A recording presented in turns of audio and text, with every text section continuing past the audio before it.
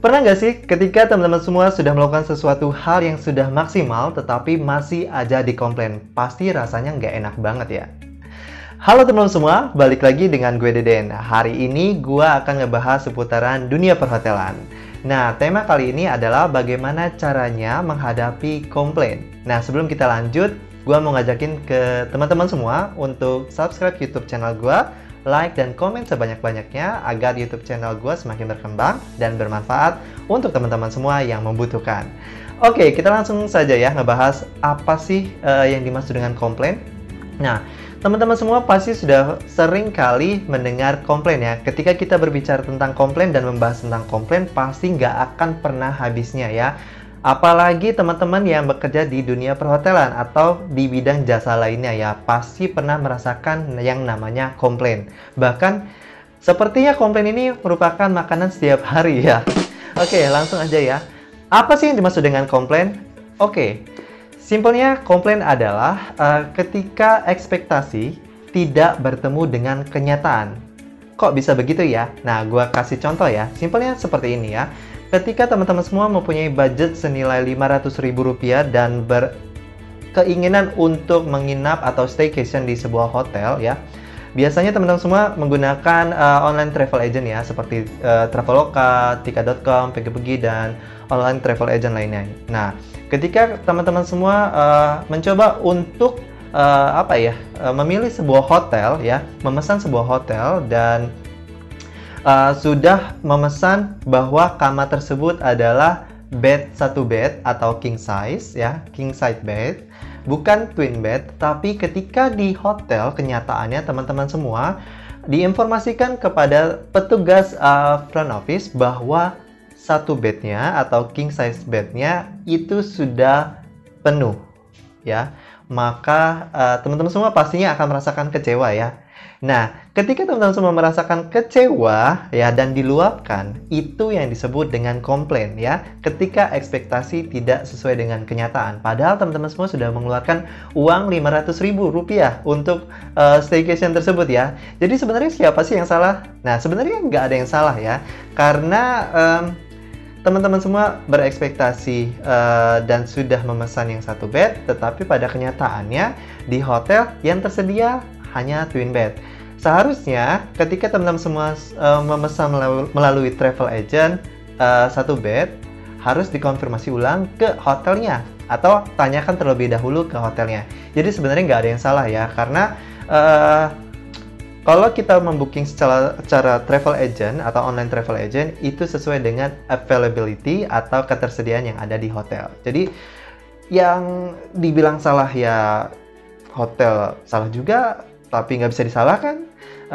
Guestnya juga ya nggak bisa disalahkan juga. Jadi kedua-duanya ya harus dipertemukan ya. Jadi biar clear. Oke? Oke, kita langsung saja ngebahas yang lain ya. Kenapa sih komplain itu bisa terjadi? Sebenarnya banyak faktor ya kenapa sebuah komplain itu timbul ya. Alasan yang pertama yang tadi ya, ketika ekspektasi tidak sesuai dengan kenyataan. Yang kedua, adanya sesuatu yang salah dari perusahaan tersebut ya.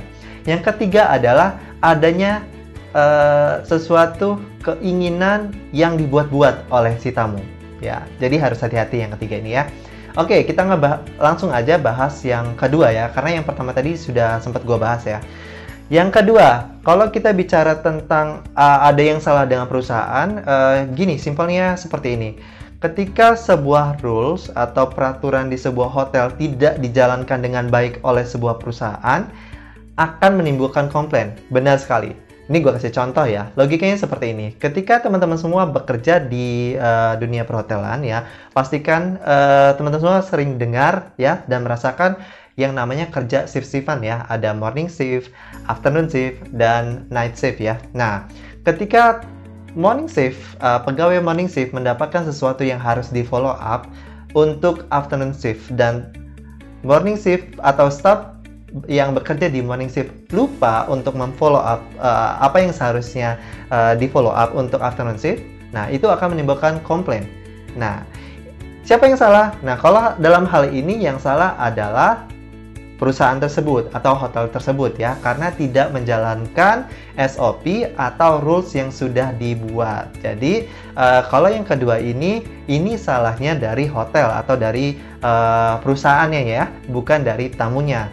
Wajar kalau misalkan komplain itu timbul ya. Oke, yang ketiga, kenapa komplain itu bisa terjadi? Nah, kalau yang ketiga ini teman-teman semua wajib waspada ya, karena ada sesuatu yang terkadang dimanfaatkan oleh tamu ya. Sebagai contoh seperti ini ya, ketika teman-teman semua mengalami sesuatu yang tidak mengenakan ya, pastinya akan komplain ya. Sebagai contoh ya, ketika teman-teman semua menginap di sebuah hotel, kemudian bedsheet-nya atau spray-nya ya, itu terdapat bercak atau kotoran, pasti teman-teman semua akan komplain ya. Kemudian teman-teman semua akan coba untuk meluapkan emosi teman-teman semua ke bagian manajemen dan mendapatkan complimentary atau sesuatu bahan sebagai penggantinya ya, seperti voucher makanan ataupun bahkan voucher menginap gratis. Nah, ini yang kadang salah untuk teman-teman semua yang staycation atau menginap di hotel. Nah, itu nggak benar ya.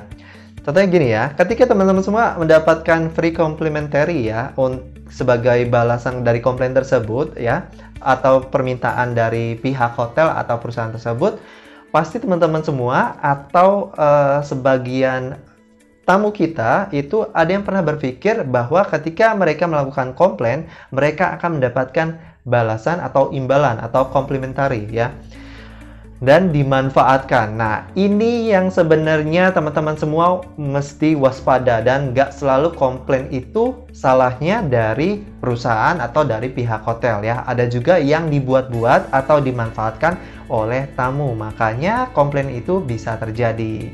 Nah, itu yang menyebabkan komplain-komplain itu terjadi ya. Kalau yang pertama itu karena memang ekspektasinya tidak sesuai dengan kenyataan dan sebenarnya tidak ada yang bisa disalahkan. Yang kedua itu karena dari perusahaan tersebut ya, ada yang tidak menjalankan SOP ya. Dan yang ketiga itu adalah ada sesuatu yang dimanfaatkan oleh tamu. Jadi komplain itu timbul dari tiga hal tersebut. Atau bahkan ada alasan-alasan yang lain ya. Teman-teman semua juga bisa tulis di kolom komentar ya, kira-kira apa aja sih komplain itu bisa timbul dari masalah apa aja gitu ya. Oke, kita langsung ke pembahasan inti. Gimana sih caranya menghadapi komplain? Nah, kalau teman-teman semua searching di Google ya, banyak banget ya apa sih caranya, bagaimana cara untuk menghadapi komplain. Oke, ini gue akan membagikan tips berdasarkan pengalaman yang gue jalani ya dari beberapa tahun sebagai front office. Oke, langsung aja yang pertama. Yang pertama itu adalah don't take it as personal. Kenapa gue bilang jangan diambil secara pribadi?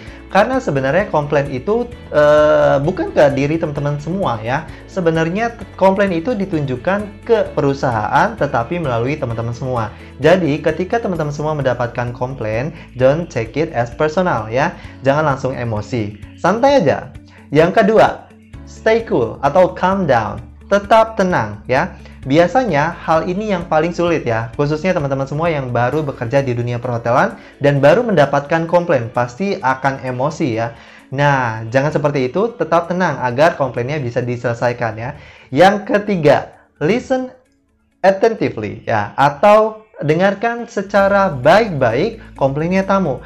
Jangan pernah untuk potong pembicaraan tamu ya apabila tamu sedang komplain, karena itu akan menimbulkan komplain-komplain yang lain ya. Jadi ketika ada komplain, teman-teman semua itu tetap tenang dan dengarkan sampai komplain tersebut selesai diluapkan oleh tamu tersebut ya. Jangan pernah potong.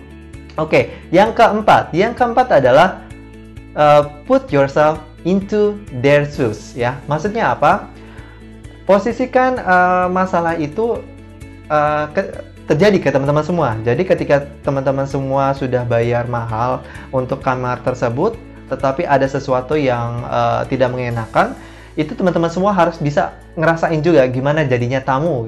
Nah, itu yang dimaksudkan dengan put yourself on their shoes ya.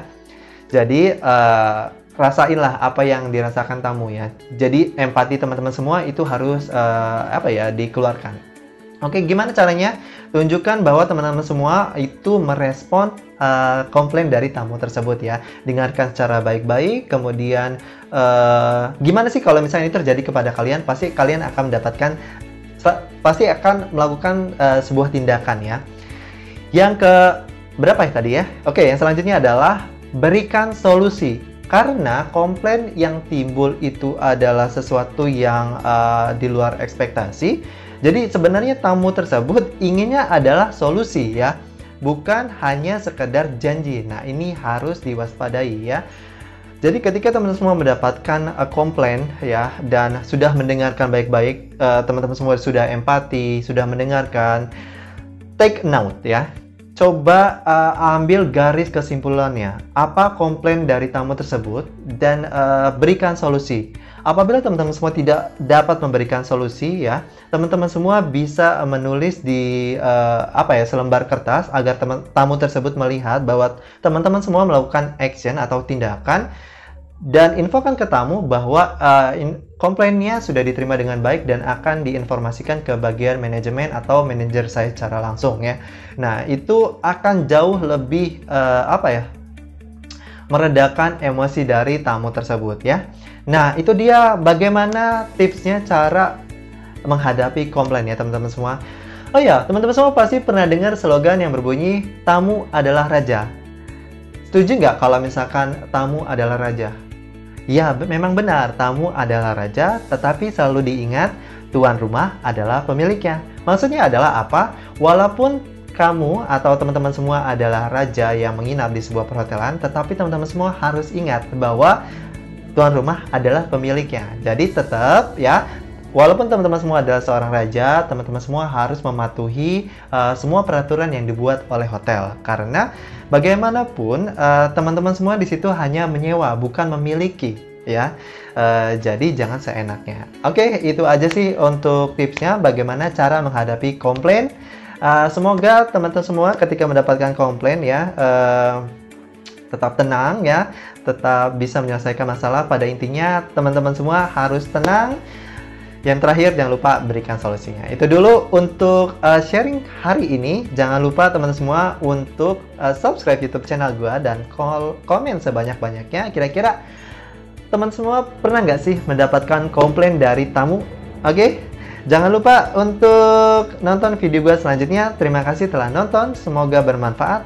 Ditunggu untuk video selanjutnya. Bye-bye.